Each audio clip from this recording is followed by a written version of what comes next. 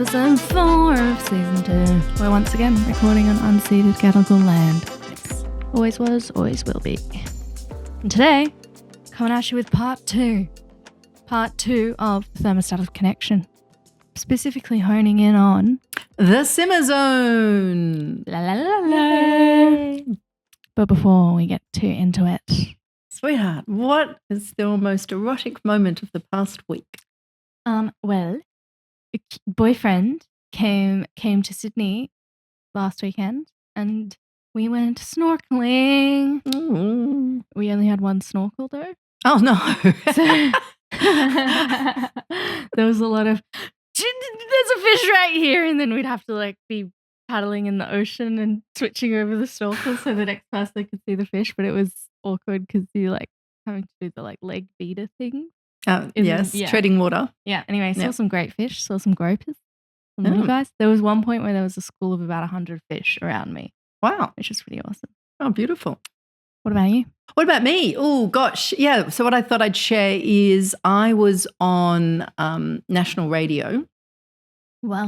The ABC. Wow. On Nightlife. Australian Broadcasting Company. Commission. Yes. So I had a really good conversation with the presenter, Philip Clark. It was great. And then it was time for the talk back, so the listeners call in and stuff. And it was really interesting because, the first couple of callers were sort of more making jokes about it, not really taking it totally seriously, which for me just reflects their awkwardness in the topic. Yeah.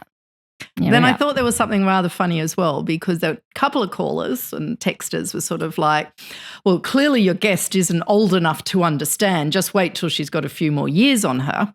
To which I replied, well, actually, I'm 60 years old. I think that's old enough to be able to comment on sex and aging. Anyway, they all were a bit shocked and surprised by that because most people don't think I'm that old. Well, yeah, most people don't imagine a 60-year-old and think sex appeal. Yes. Yeah. So anyway, so I do practice what I preach, which is actually a lot of what we're going to be talking about today. But then what I want to say, so getting back to the talk back, after those initial awkwardnesses and we don't quite trust you, which is what essentially what these people were saying, was then we got the really genuine ones coming through. And there were so many people who called up who were sort of saying, yes, we've been together for, 40, 50, 60 years and it's all really beautiful and everything you're saying is so true. And there were some people who were calling up and talking about how they, one guy was talking about how his wife of 50-odd years or something had Alzheimer's and how he was visiting her in care every day and kissing and how much she loved kissing because it was so important. And then there was a really beautiful one of this woman. I can't remember the actual ages, but she was in her 90s.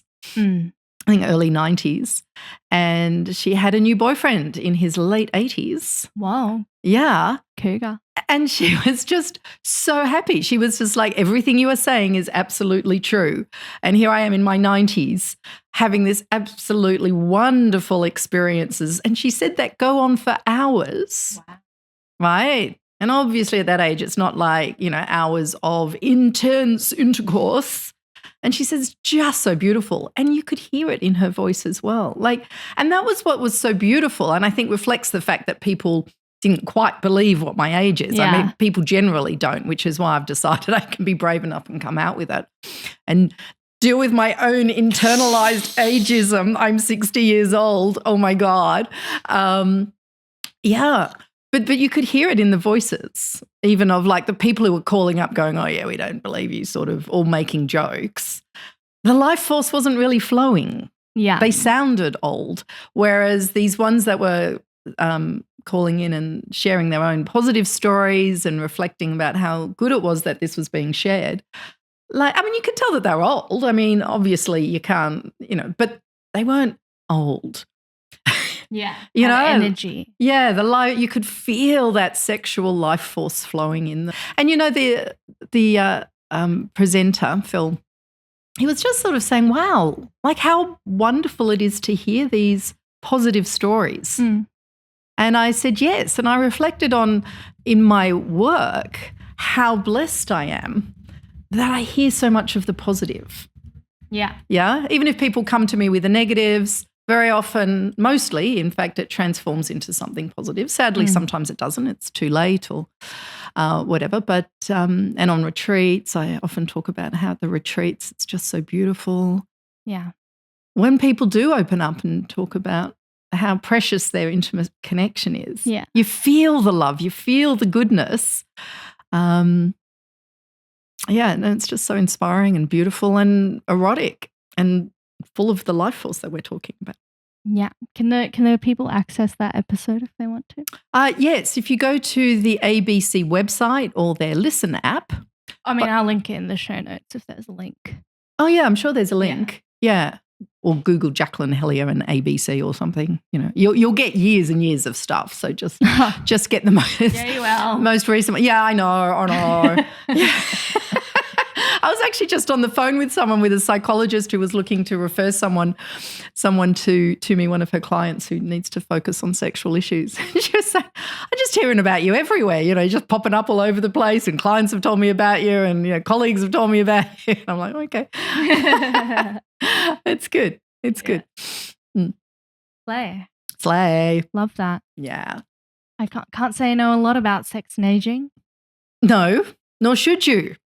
Can't wait to learn, though. So if you tuned into our last episode, you were introduced to the concept of thermostat. Yes. Which I'll just quickly surmise. Yes, please do. Essentially, you have a thermostat within you. It's a metaphor. You don't actually have a thermostat inside you. Anyway, that thermostat indicates your capacity for connection. Mm-hmm. If it's helpful for you, you can do it as horniness, but it's a lot more than that. Yes. 0 degrees, frozen. No one's coming in there. Absolutely closed for business. 100% is the best sex you've ever had. In the throes of glorious lovemaking, is to quote you. And the point, the lasting point from the last episode was you don't want to be getting physically, let alone genitally intimate, until you're at least 70 degrees, in which you need to be already simmering. And we like to call that the simmer zone. So you need to learn how to get and stay. Yes. Live life in the simmer zone. Yeah, want to live a turned on lifestyle. It's really, the simmer zone is about just feeling good within yourself. Yeah. And feeling good and connected with your partner, right? If you have one. By the way, if you're single or, have multiple partners or whatever your lifestyle is, you can be in the simmer zone without actually having a partner. Yeah. It reminds me one time of a woman, I may have mentioned this before, I'll probably get a few of the same ones, but there was this woman who came to a women's retreat of mine some years ago, and she was single. And then a year later, she sent me an email and she said that the previous year, the year since she'd done the retreat, had been the most sexual year of her life. Nice.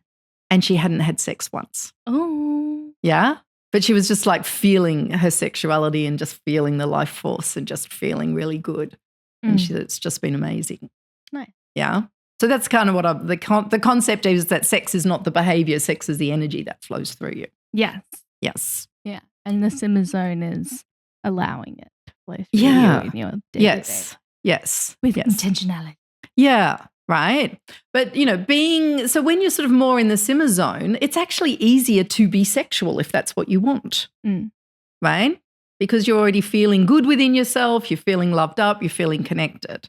Right? So it doesn't take much to, be able to go there. Right? Paradoxically, it's also less important to get sexual in a way because you are already feeling good and loved up and connected. So, the genital act in itself is both less necessary but also easier to access, right? And you often find that people who do have this lovely intimacy in their relationship can quite easily move into a sexual encounter or move out of it or move into it, move out of it. Also, when you add the nonlinear approach, it's not that if you're doing something sexual that you've got to keep going until there's orgasms and ejaculations, I mean, personally, I'm a great fan of the morning plug-in.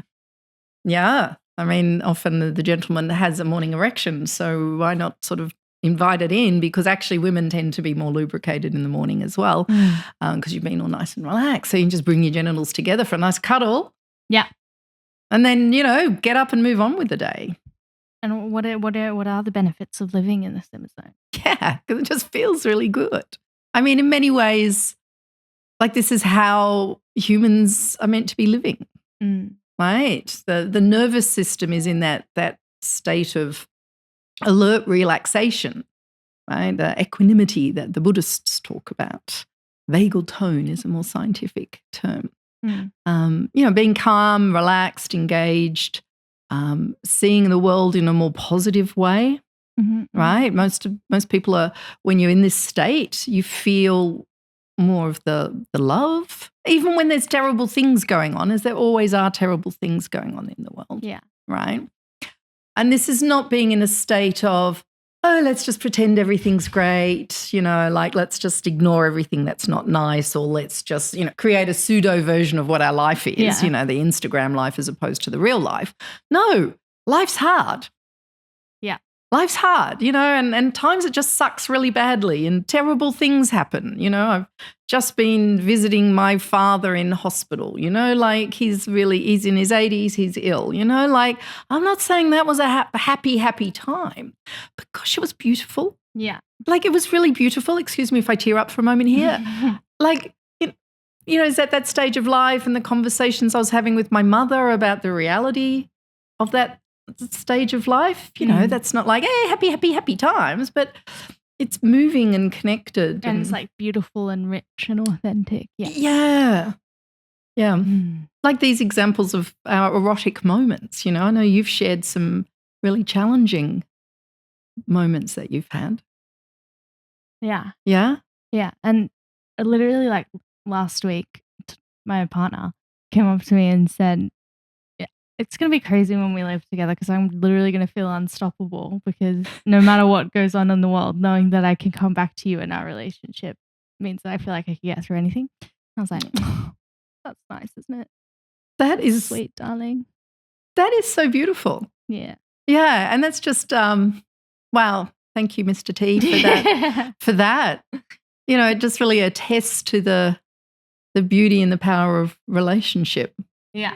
When your relationship's going so well, you just have all this extra sense of unstoppability and goodness. Yeah, definitely. And knowing that you'll be seen and taken care of or whatever you get out of your relationship. So how do people get in the SIMMER zone? How do you learn to get into the SIMMER zone? Yes. From the master. Yeah, it's living in a state of appreciation and gratitude. I like to think that this life that we have is a gift. Like, really, how the fuck are we here? Like, think about it. Existence. Like, if you start thinking about it, it does start blowing your mind. How does this even exist? This. How does all this something exist? Yeah. Right? And the chances, what are the chances? Yeah, it's pretty crazy. Of each of us actually coming into existence, right? I mean, just the sheer number of sperm that were released on that occasion when one of them hit that particular egg, right? What are the chances, right? Yeah.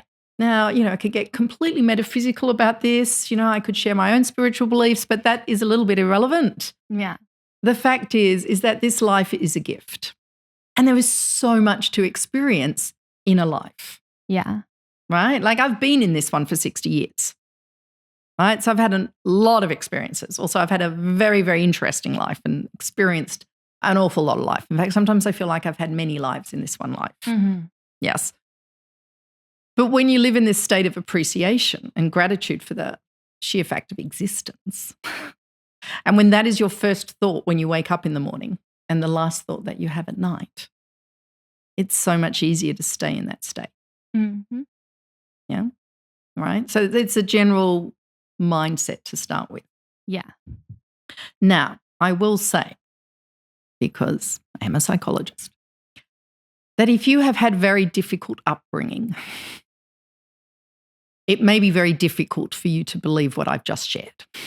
It ain't easy. Yeah, right. And like anyone, may find it difficult to be able to conceptualize that, and so many of the people I see, so many people have not had supportive, loving childhoods, and so have had to sort of base their existence on some level of fear and often anger, right? Resentment and stuff. So it is important that you do your own personal work, get a therapist, do some, sort of self-development, spiritual work. Make sure you do it with well-qualified people, please, and not just the latest, Instagram person who's just going, I'll tell you how to make your life amazing because, as some of them are a little bit dangerous, right? So please check people's qualifications. Yeah. Yes. But some of the things that you can do to help you along the way, yes, look, we've all got crap in our past. Yeah. It doesn't matter how amazing your parents are. Look, there's still stuff happens. Yeah. So, it is helpful to have someone that you can go and talk to and process stuff and, reflect and things. I also think that it's really important to have your own personal practices, your own, self-care, your support. For example, big one of mine, and it's been like this for years and years and years, you grew up with this, is I always have breakfast in bed. Yeah. Every day. Every day. I get up or my partner gets up, makes breakfast, and I have it in bed, even when the children were little. Honey on toast, freshly squeezed orange juice, fish oil tablet, magnesium, right? Is the other one. And then tea in a pot, loose leaf tea with very fancy milk. Every day. Sometimes there's banana on that honey toast if you're feeling crazy. Yes. And homemade marmalade made by my own mum. Oh, yes. The marmalade. Oh my God. We've got to tell her that. Marmalade. God, she could almost start her own brand, couldn't she? Grandmarmalade. It's good. It's different. Yeah. I'd like to say if you're listening, Mum, but I don't think my mum would listen to this. Anyway, self-care. Yeah. Yes. So for me, just to start the day really, really gently like that, because I'm not a morning person. I'm really not human until I've had my tea and toast. Stop laughing. I'm not like this. Yeah. Before I've had my tea and toast. Yes. And then I'll generally get up and, I'll meditate. I've been meditating since I was 16. It's a really useful thing for me personally. I'll do, a little bit of yoga stretches, a little bit of a dance like no one's looking, just really kind of get into my body and feel it before I even start my day. And that's all in the name of setting up your brain to be receptive to positivity and experience. Yes. Rather than being closed off. Wow, we're really doing a therapy episode, huh? It's not sexy, it's like general life coaching. Well, so much of what I do is, people often think you go to a sex therapist, you're going to talk about sex, but actually I'll talk a lot more about this because if you're not setting up your life well, if you're not in a good space, it's very difficult to, it doesn't matter how much advice I give you on, where to put your bits or props or whatever. Happy, I can talk about that, but yeah. What are some of your self-support practices, darling? I like to eat the same things every day because it's just comforting and it stresses me out. A lot of my self-care practices aren't like rituals that you do. They're more like mental self-soothings in order to stop me from going bad, because I've got, my brain is so fast that if I don't catch out bad brain stuff, I'll fall into it without realizing. So a lot of it is how am I feeling? How do I want my day to go? Is it okay for me to tick off my list of things to do if I need to? More like that. I probably could do some more ritual things. I'm just so inconsistent every single day. No, that's okay. Yeah. It's not like I do it consistently. Well, no, actually breakfast in bed is consistent. You're pretty consistent. I love how I said I'm the most, I eat the same things every day. I'm not consistent, but I will eat the same things. There are some things that we'll just be consistent with. Yeah. For me, some other things like beauty. I surround myself with beauty, what I consider beautiful as well, right? I'm not super wealthy or anything, but I try to get the best quality that I can afford. you can this is actually my home, so you can see some things here in terms of, a lot of colour, masses of plants. I love plants, like having plants and nature around me, just yes, the item plant over there that Claude is now stroking. All these sorts of things create an atmosphere that is... Yeah, I like my room really clean all the time. Yeah, cleanliness. Yeah, that's really important as well. Having a beautiful bed. Yeah. That's like partly for sleep, but also for the lovemaking as well. Yeah. Oh, I remember another one. Oh, yes, please share. I'm really strong with my values. Mm-hmm. Yes. Which makes me feel really good about myself and positive. Yes. Like Claude is vegan. Has been vegan for almost 10 years. And just had bloods done and they're all healthy. Mm-hmm. Yes, so that's good. Reassuring for me, being the mum. Really support that. But yes, like eating good food is so important as well. Yeah, eating good food, like all those classic things, getting a nice amount of exercise, eating good food. But some of the things that I'm adding to those more obvious things are like being surrounded by beauty and, and wearing clothes that make you feel good, having underwear that makes you feel good. Yeah. Right. But having activities that make you feel good, because too many people, they just work, and then they, collapse at night or, just spend hours on their screens. Whereas I've always loved doing other activities. Like at the moment, as you will all well know, I love my tango, for instance, and I'll go out dancing a few nights a week and, socializing with people and, walking and shopping and gardening and like just doing all of so many things that fill my life with joy. It's actually living it's hedonistic, but if we think of it from the actual word hedonia, which hedonistic comes from, and the word hedonistic has negative connotations that you're just like an overly pleasure seeker, right? But the actual word hedonia is actually enjoying the small pleasures in life, like really getting present to the pleasure that is in so much of what we experience. And so I think mastering that. And it's also just like being truthful with yourself. That's a good point. Yeah. Because if you're not like living your life authentically to what you and your body needs, regardless of if you're doing that cognitively or not, like your body will know. Yeah. Yes. That's why it's like I hear so many things where people are like, I just started working out. My whole life has changed. And all I've done is started working out. And it's like, because your body knows that you're taking care of it. So it's like chilling out completely, Yes. That's a kind of like watered down definition. But like, you got to take care of yourself in order to experience goodness. Yes, absolutely you do. And you have to be interested in life, which means you've got to create an interesting life. Yeah. And a lot of the interestingness, is that a word? A lot of the interest comes from as I just said, with the hedonia, like enjoying and noticing and appreciating the small things. But doing more interesting, bigger things as well. Because that also, and then bringing this into your relationship. Yeah. Right? So very much, yes, it starts with the individual, but then you bring that into the partnership. So it's not going to work if you feel life is empty and boring and meaningless and you're unhappy and you're thinking, I want my partner to fill that for me. No. I mean, it's not fair for a start. Like, what's your partner getting out of it? Yeah. So you need to have that sense of, goodness within yourself and an interest in life and being interesting, and you bring that into the relationship, right? And then you're also interested in each other, right? So you're bringing goodness into the relationship and then you're enhancing it. Yeah. Yeah. And that's also be like toxically positive either. Like you can find goodness from so many different things. Yes.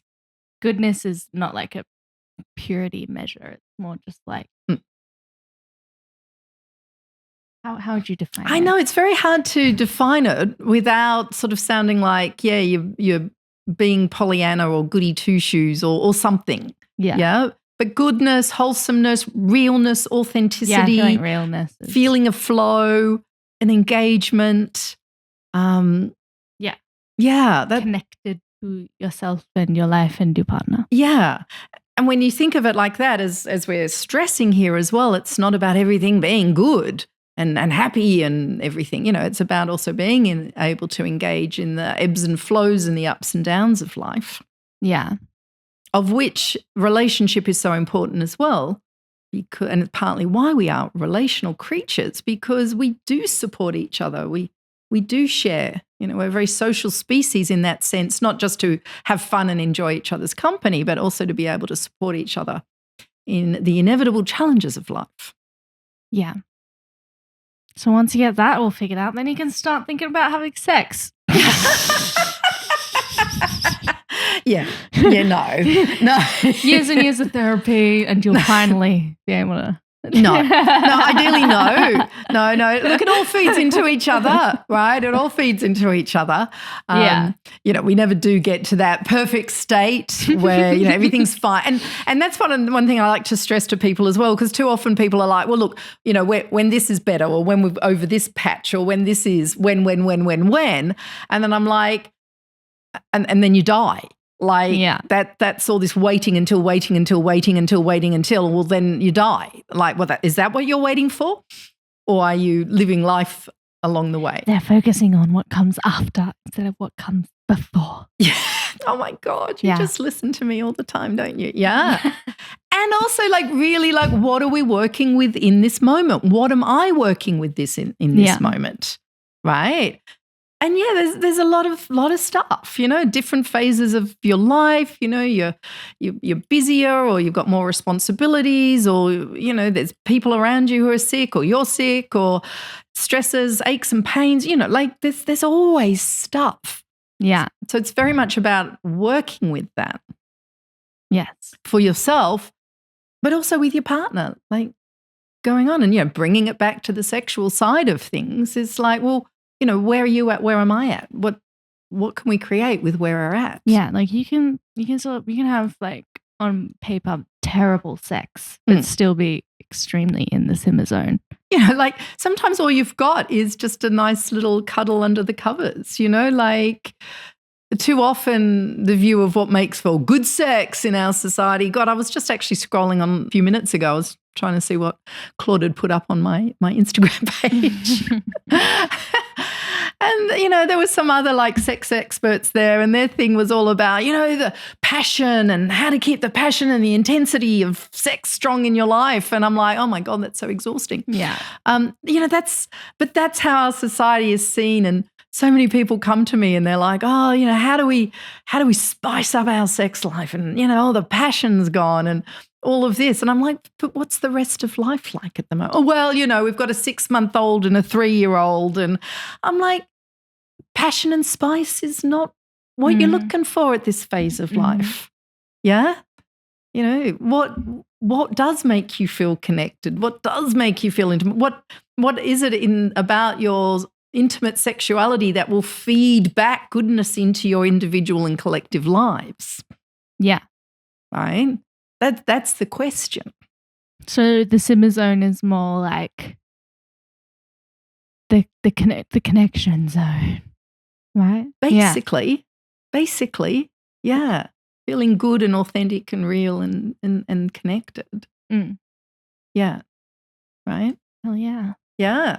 And then how that then turns into some kind of sexual or genital expression, that's up to you and what feels right.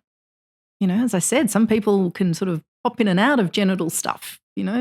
Other people don't do it very often, if ever, but still have this amazing connected, intimate relationship. So, yeah, it's kind of we're at this point now where it's we can't really tell you guys how to have sex because it's not one way to do it. So you kind of have to figure that out. Well, yeah, I can help with the specifics, but I think everyone who's listening to this, hopefully by now, is kind of understanding the approach. It's much more about an approach than a specifics of what to do. Yeah. And maybe we can spend a minute or so on talking about the relational health, because we tend not to think about that. And in the last episode where we were talking about the thermostat, I stressed that just because one person feels like having sex, it doesn't mean they're at 70 degrees and the other person is way down below, right? because it's a relational thing. So you need to be at 70 degrees to be in the simmer zone physiologically, emotionally, intellectually, spiritually, relationally, right? You can't have one person there and not the other. That doesn't make sense. But I think one of the important things here is that we actually do bring the sex into it. Because generally if you go to most other, health and well-being experts and so forth, people don't talk about the sex.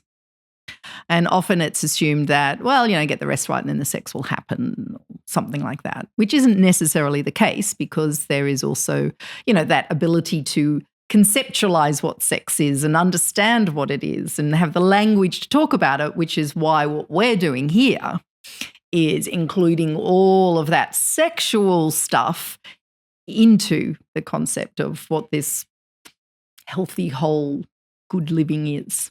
Yeah. Because one of the primary measures of health is the quality of your relationships. Yes, indeed it is.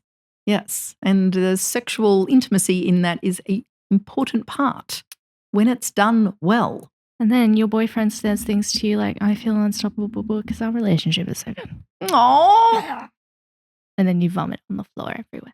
You do not. And kiss him straight after. I think that's too much information. Oh, that's so lovely though. Yeah. Anyway, learn to stay in the simmer zone. What do you need to do to get there? Yes, absolutely. Share your stories, ask your questions. Are you living a sex positive lifestyle? Are you? Yes. Are you living erotically? Yeah. Are you turned on by life? Question time. So this question, anonymous, it is, me and my partner just moved in together and we were really excited, but turns out we're actually not having that much sex. Do you have some advice for this person? Yes, I definitely have some advice for you because it's interesting. There's definite points in people's lives where they can encounter some sexual challenges and very often sex goes down. An obvious one is when they have children. Another one is when they first move in together, right? And it's a little bit sad because as that person said, they're really excited about moving in together, right? But then once they moved in, sex becomes an issue. Now, sometimes the reason that sex becomes an issue is because for the first time, for many people, it's the first time they don't have sex, right? Because when you're dating or you don't live together, when you do see each other very often, there's an expectation there'll be sex, you're having a nice time. Yeah. So you always have sex. You haven't actually had to say no. Yeah. Right? But when you move in together, you're not going to have sex every single night. Yeah. Right? Well, it's pretty rare that you would. Okay. There's a very rare cases where people do, but generally not. Right? So then it can become a little bit awkward, like, oh, I have to say no. And then it's like, oh, well, how do we do it? Or, you think that you could just fall into bed and start having sex, but you're actually finding that, well, actually, I'm not in the mood. And what's so weird? But if you actually think about what you were doing before you moved in together, as I've said many times, you're doing all the right things. You were out on a date, you were spending time together. So when you move in together, you need to be able to do two things. One is be able to figure out what do you need to be able to get in the mood. And two, how do you say no? Like how do you be okay with not having sex? Yeah. Right. And that is a challenge for couples as your relationship develops. And it's one of the many skills that we're not taught about and no one prepares us for. Like, yay, we're going to move in together and we're just going to have so much sex because we love having sex together and there's just going to be so many more opportunities. And look, it might even be like that initially. But then there's also the like, well, actually, I'm really tired tonight. Yeah. And again tonight. In fact, I've got all this pressure at work and the next few weeks are going to be really difficult. Or, I've got friends staying or I don't know, like stuff comes up. Yeah. So my suggestion to our listener is to start having some really gentle, honest conversations with their partner. Right? Hey, look, things really have shifted since we've moved in together. And I'm actually a little bit disappointed because I had been hoping that we'd have more sex, but I'm finding it a little bit more awkward than I was expecting. And my sense is it's the same with you. So let's have a little bit of a chat. Like, what do we need to get in the mood? How do we decide if it's going to be a sex night or it's not? How do we say no without it feeling like a rejection? Yeah. Lots of stuff like that. Their lifestyle adjusted, so they needed to make it more sex positive. Exactly. Right. As life goes on and changes come, we need to adjust every aspect of our life, including our sexuality. And then once they had all that shit figured out, they could live in the SIMMER zone. Yeah, absolutely. Absolutely. Hopefully they're listening to this this episode. Yeah. But yeah, no, definitely living in the SIMMER zone is also being totally cool with, not having sex. Hope you enjoyed that, guys. There you go. Another fabulous episode of My Mum's a Sex Therapist. Thank you to my mum. daughter. My mum. Claude's Not mum. her mum. Not my mum. My mum is most definitely not a sex therapist. In fact, she finds it bizarre that she produced a sex therapist. But until next time, till next week. Yes. Hope you love your life. Yes, get in the SIMMER zone and live erotically and love life. Look at our links in the description if you want more. Absolutely. Love it. Okay, see you next time.